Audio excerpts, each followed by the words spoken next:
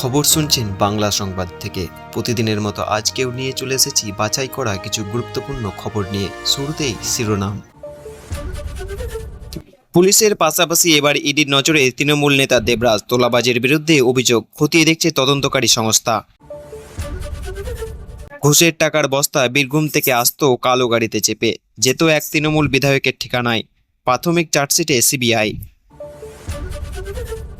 শওকত মোল্লার পুত্র ইমরানের ফ্যাকে বুলডোজার দিয়ে গুড়িয়ে দিল প্রশাসন। নদীর চর দখল করে ব্যবসার অভিযোগ। 21শে জুলাই জমায়েত হবে বলে বলছে মমতাপন্থী তৃণমূল শিবির। কোথায় পালিত হবে শহীদ দিবস, ধন্দ কাটেনি এখনো। নতুন এসি লোকাল সোমবার থেকেই শিয়ালদা বারাসাত সময়সূচির ঘোষণা। পূর্ব রেলের চালু হচ্ছে একগুচ্ছ নতুন ট্রেনও।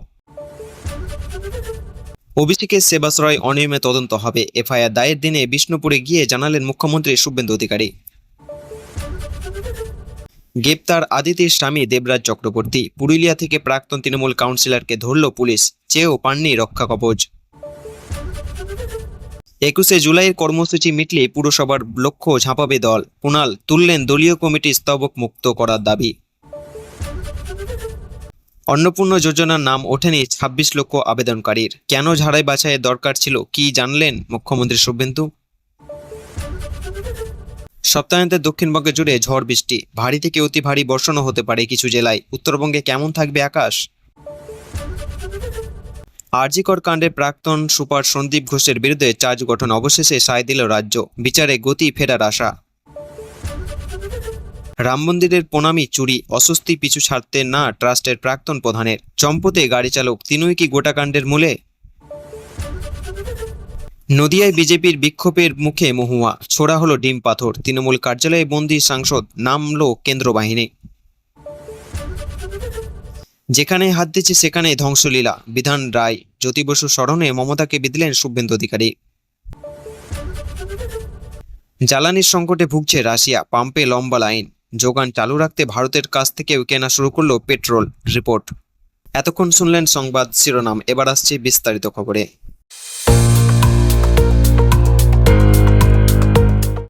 গোটা দক্ষিণবঙ্গ জুড়ে আগামী কয়েকদিন ঝড় বৃষ্টির সম্ভাবনা রয়েছে। বৃষ্টি হতে পারে সপ্তাহের শেষে। কোথাও ভারী বর্ষণ, কোথাও আবার ভারী থেকে অতি ভারী বর্ষণের সম্ভাবনা রয়েছে। কোথাও কোথাও 40 থেকে 50 কিলোমিটার বেগে বইতে পারে ঝোড়ো হাওয়া, হতে পারে বজ্রপাতও। অন্যদিকে উত্তরবঙ্গের জেলাগুলিতে দুর্যোগ কিছুটা কমতে পারে আগামী কয়েকদিন। বজ্রপাত এবং ঝোড়ো হওয়ার সম্ভাবনা থাকলে আপাতত ভারী বৃষ্টির কোনো সম্ভাবনা নেই উত্তরের জেলাগুলিতে। তবে বিক্ষিপ্তভাবে সব জেলাতেই হালকা থেকে মাঝারি বৃষ্টি হতে পারে। বৃহস্পতিবার সকাল থেকেই কলকাতার আকাশ মোটের উপর মেঘলা রয়েছে। হালকা বৃষ্টি এবং বজ্রপাতের পূর্বাভাস রয়েছে শহরে। সঙ্গে 30 থেকে 40 কিলোমিটার প্রতি ঘন্টায় বেগে বইতে পারে ঝোড়ো হাওয়া। কলকাতার পাশাপাশি দক্ষিণবঙ্গের অন্যান্য জেলাগুলির দিকে এদিন বজ্রপাত ও হালকা থেকে মাঝারি বৃষ্টির সম্ভাবনা রয়েছে। শুক্রবার জেলায় জেলায় 30 থেকে 40 কিলোমিটার বেগে দমকা হাওয়া বইতে পারে। শনিবার থেকে দক্ষিণবঙ্গের জেলাগুলিতে ঝড় বৃষ্টির পরিমাণ বৃদ্ধি পাওয়ার সম্ভাবনা রয়েছে। শনিবার ভারী বৃষ্টি হতে পারে উত্তর 24 পরগনা, দক্ষিণ 24 পরগনা, পূর্ব মেদিনীপুর, পশ্চিম মেদিনীপুর এবং ঝাড়গ্রামে। রবিবারও কলকাতা, হাওড়া, হুগলি, উত্তর 24 পরগনা, ঝাড়গ্রাম, পুরুলিয়া এবং বাঁকুড়ায় ভারী বৃষ্টি হতে পারে। পাশাপাশি পশ্চিম মেদিনীপুর উপকূলীয় 2 জেলায়, পূর্ব মেদিনীপুর এবং দক্ষিণ 24 পরগনায় ভারী থেকে অতি ভারী বর্ষণের সম্ভাবনা রয়েছে। কোথাও কোথাও হাওয়ার গতি থাকতে পারে 40 থেকে 50 কিলোমিটার ঘন্টায়। সোমবার হাওড়া, হুগলি, দক্ষিণ 24 পরগনা এবং 2 বর্ধমানে ভারী বৃষ্টি হতে পারে। ভারী থেকে অতি ভারী বৃষ্টি হতে পারে পশ্চিম মেদিনীপুর, ঝাড়গ্রাম, পুরুলিয়া এবং বাঁকুড়ায়। মঙ্গলবার থেকে আবারও ঝড় বৃষ্টি কিছুটা কমবে। আগামী মঙ্গলবার এবং বুধবার উপকূলীয় 2 জেলা ছাড়া আর কোথাও ভারী বৃষ্টির সম্ভাবনা নেই।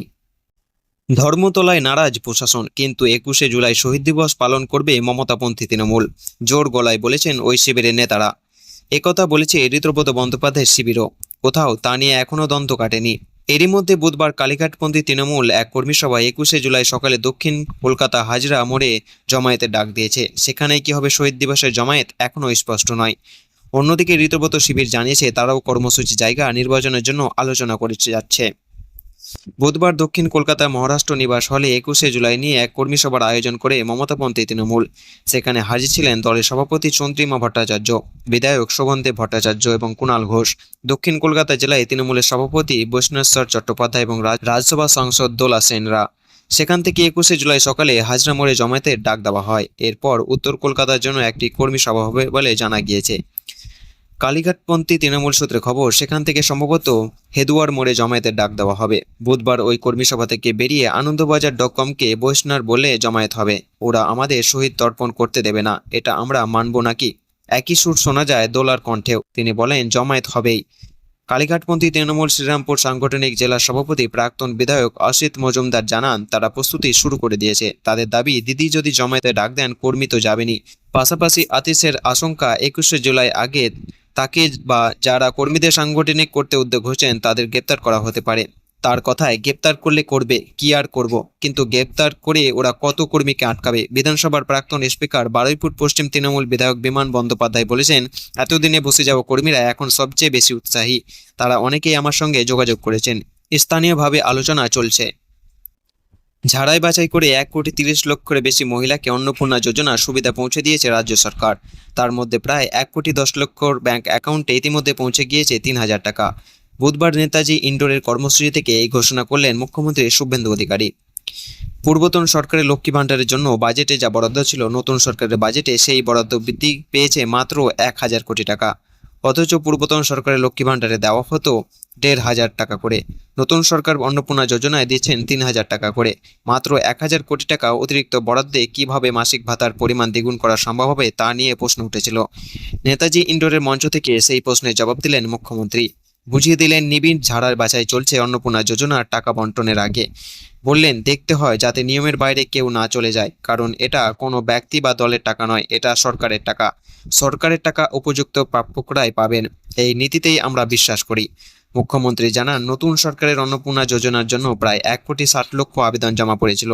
তার মধ্যে 26 লক্ষ আবেদনকারীর ফর্ম বাতিল করা হয়েছে, কারণ তারা একই সরকারি প্রকল্পের উপভোক্তা হওয়ার মাপকাঠি পূরণ করেননি। ঝাড়াই বাছাইয়ের পরে যে 1,30,00,000-এর বেশি মহিলা যোগ্য বলে বিবেচিত হয়েছেন, তাদের মধ্যে 1,09,92,378 জনের অ্যাকাউন্টে ইতিমধ্যে টাকা পাঠিয়ে দিয়েছে সরকার। যারা বাকি রয়েছেন তাদের অ্যাকাউন্টে টাকা ঢুকতে শুরু করবে বলে আশ্বস্ত করেছেন মুখ্যমন্ত্রী। শুভেন্দুর দেওয়া হিসাব অনুযায়ী বাকি প্রায় 4 লক্ষ আবেদনকারী কি হবে সেই বিষয়ে সরকারি সূত্রে কিছু জানা যায়নি। ভাতা দেওয়ার আগে কেন ঝাড়াই বাছাই করা দরকার ছিল সেই ব্যাখ্যা দেন মুখ্যমন্ত্রী। তিনি জানান, লক্ষ্মীর ভাণ্ডার প্রকল্পে সর্বশেষ যে টাকা পাঠানো হয়েছিল মহিলাদের, তাতে 2 কোটির কাছাকাছি উপভোক্তা ছিলেন। শুভেন্দু বলেন, আমরা সার্ভে করে দেখলাম, ভারতীয় নন বা ভোটার তালিকায় নাম নেন এমন 27 লক্ষ মহিলার নাম রয়েছে। বিবরণ দিতে গিয়ে তিনি জানান, এই 27 লক্ষের মধ্যে অনেকেই মৃত, আবার কেউ এখানেই থাকেন না।